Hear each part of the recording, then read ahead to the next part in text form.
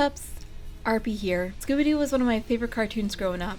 It still is to this day. The show itself seemed to be lighthearted, and conjured up multiple spin-offs throughout the years, such as a pup named Scooby-Doo. Nothing scary really happened. The monsters were all fake, right?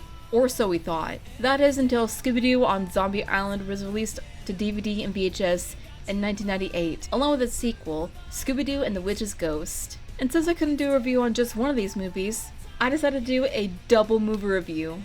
That being said, let's begin. First, let's look at Zombie Island. From what research I did, apparently another Warner Bros. Franchise, Batman the Animated Series, was going through a trend of cartoons with darker themes such as the Baby Doll episode, and Scooby-Doo was getting harder to milk. And before anyone comments on this, Hanna-Barbera is in ties with Warner Bros., so it pretty much makes sense at this point.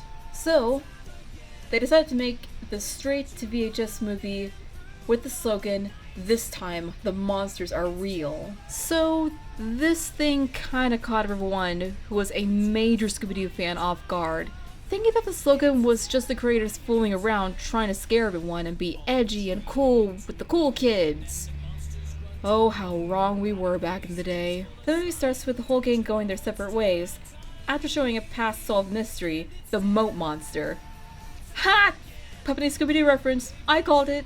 And Fred decides to get the Mystery Inc. gang back together, with all the monsters being phonies, like in the classic episodes of Scooby-Doo. That's when they meet up with a girl named Lena Dupre, voiced by the amazingly talented Tara Strong. They decide to go to a place called Moonscar Island, where multiple hauntings happened.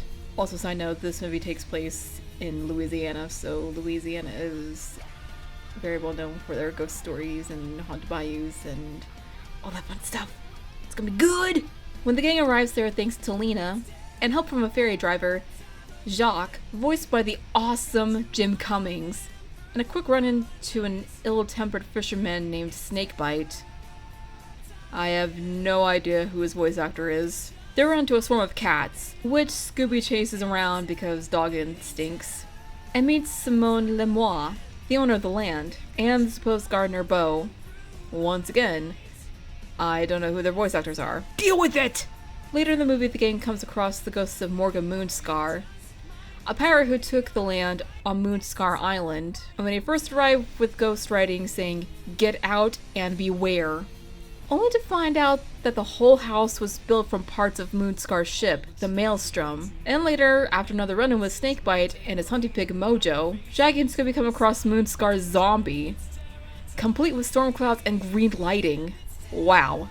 Zombies have one hell of a budget here, just to make an entrance. And again they run into Beau, who dug up the hole Shaggy and Scooby fell in, and later when dinner's served, Shaggy and Scooby encounter the ghost of Colonel Jackson, telling them to get away! Get away! Later to have their dinner in the Mystery Machine, because cats and dogs don't really get along. Sometimes. With everyone's favorite duo going to the bayou to encounter a horde of pirate zombies. That is both terrifying and cool at the same time. Beau is out there as well, with the mystery gang splitting into two teams, Velma with Beau and Freddy with Daphne. With the suspects as follows: Beau, Snakebite, and Jock. When Fred and Daphne find Scooby and Shaggy, they also encounter a quote-unquote fake zombie, except,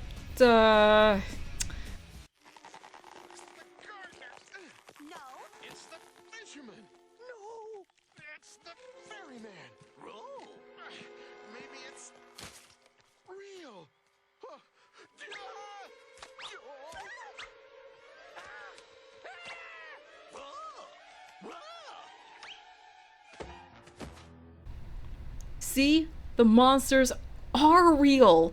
And the song Terror Time Again is freaking amazing! I love this song. I love it so much! Scooby to the end, Simone, Lena, and Jock are revealed to be werecats.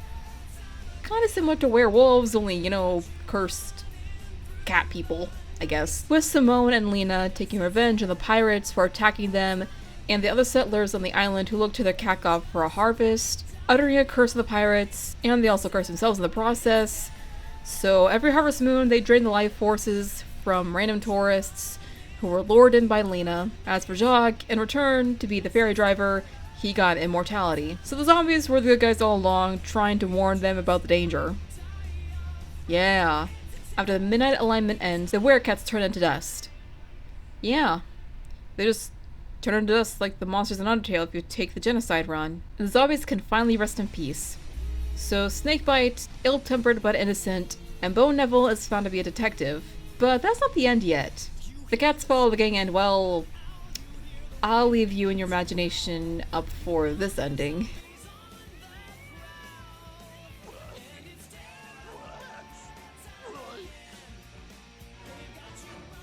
So for Scooby-Doo on Zombie Island as a whole, this one was amazing! It did phenomenal just like with the Rugrats movie. Scooby-Doo on Zombie Island was released to VHS and possibly DVD on September 22nd, 1998.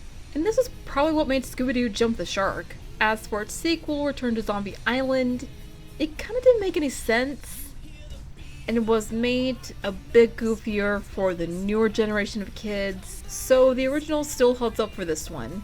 The music was absolutely amazing, especially when it was composed by the talented Stephen Bransom, the same man who composed music for Tiny Toon Adventures. You can tell from all the YouTube cover songs that Terror Time Again is by far the fan favorite from the whole movie.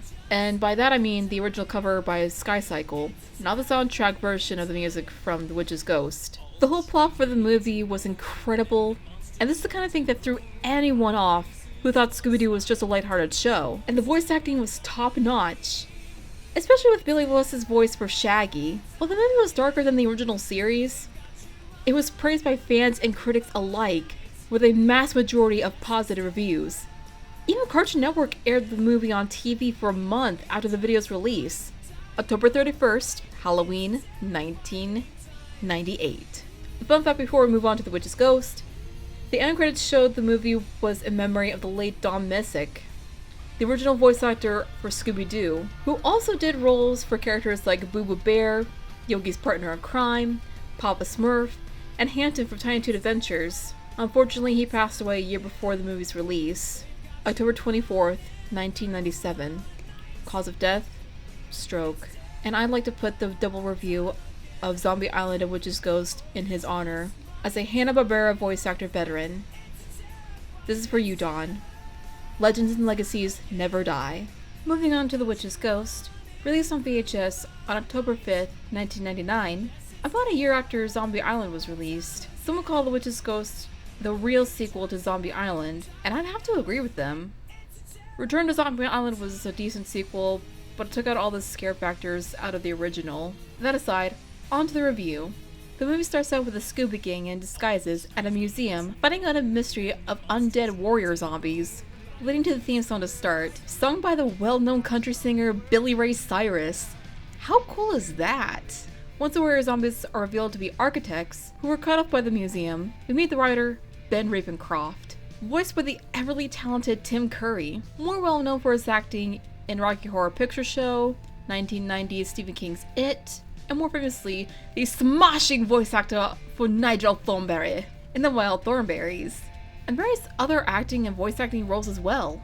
You can see why I love Tim Curry so much. Oh wait, you didn't know that? Well, now you do. He invites the gang to go with him back to his hometown of Oak Haven, New England, which ends up being a very crowded area due to the witch's ghost, a woman named Sarah Ravencroft, whom also happens to be Ben's ancestor, and he seems to get pretty defensive when people mistake her for a witch, and he corrects them saying she was a Wiccan. I know Velma explains this in the film, but Wiccans are people who rely on nature and various other things as well.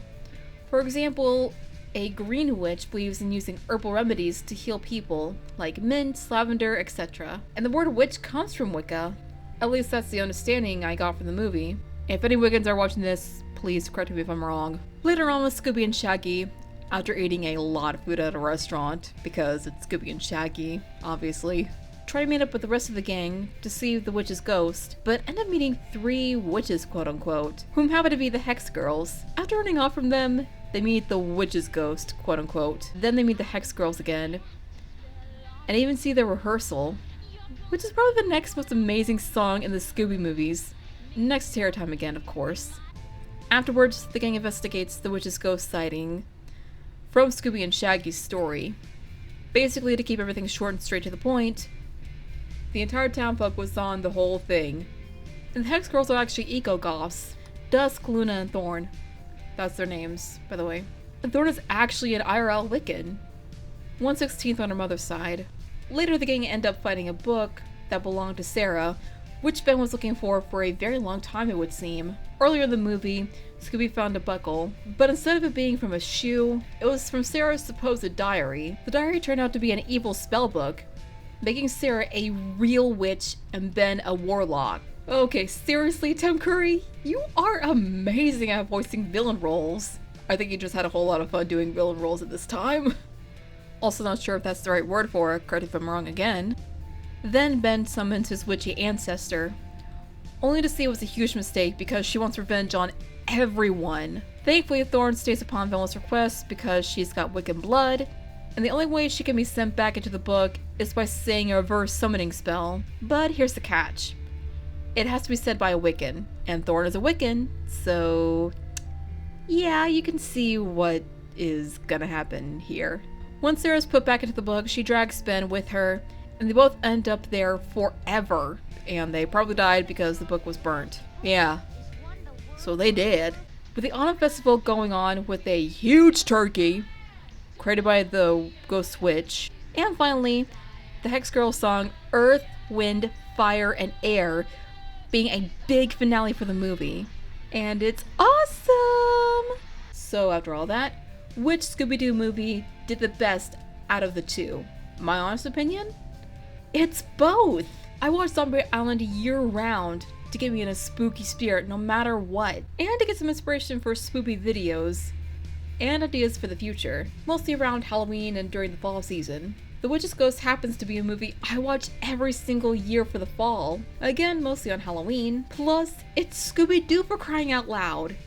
And these movies were what made me a huge fanatic of horror. Well, a little lighthearted start to it, but still, a fanatic of the supernatural and all things zombies and witches. For Zombie Island, I'd give it a pleasing 5 gold stars. As for The Witch's Ghost, I give it the same rating, 5 gold stars. Both movies are perfect in their own way, and I watch them every single year, or year round, with great songs, wonderful plots, mega spooks, and all things Scooby-Doo was made to be in the 90s. When they got into darker areas of the ghosts, monsters, mysteries, and supernatural, Hanna-Barbera did not disappoint. If you have a favorite Scooby-Doo movie, or a favorite monster, or anything related to Scooby-Doo in general, be sure to leave it in the comments below, and leave your thoughts and opinions on these movies in your comments as well. It's more than likely our opinions won't match up, but that's alright. That being said, cue the outro, RP is out, peace! Scooby-Doo!